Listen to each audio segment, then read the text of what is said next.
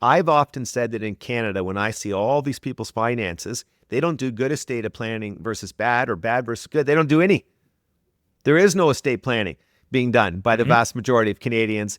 I think you'll really help our listeners by just walking them through why you do that basic exercise and what it is.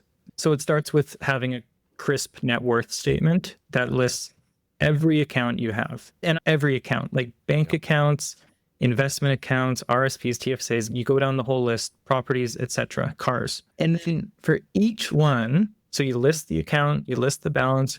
For each one, make 3 columns. And in column 1, it's joint tenancy. So is the account or the vehicle or the house held in joint tenants? And if it is, and like with your spouse, if it is, when you pass away, your spouse is the surviving joint tenant, ownership transfers to them. It's easy. And it doesn't end up in your estate, and your will has no jurisdiction over that. That's important. Then no probate. Exactly. And then look at your registered accounts. Have you named a beneficiary? Have you named your spouse as a beneficiary? If you have, then again, it goes directly to them. And your will has no jurisdiction over it, and it doesn't form part of your estate and not held up in probate.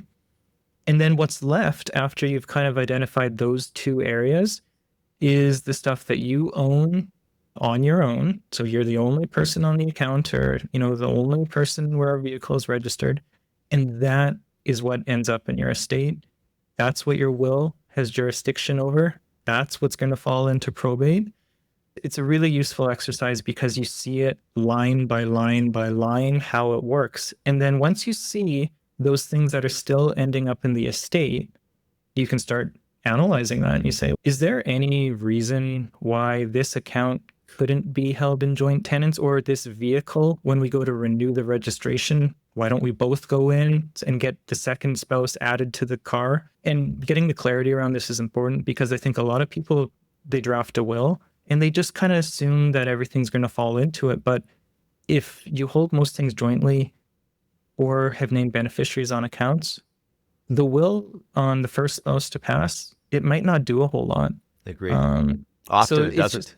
It's just a matter of having clarity. And once you have clarity, you can make decisions. You can change the registration of accounts to streamline, to make it easier for your surviving spouse who's going to be grieving and probably doesn't need a whole bunch of extra, pain in the butt administrative paperwork to do.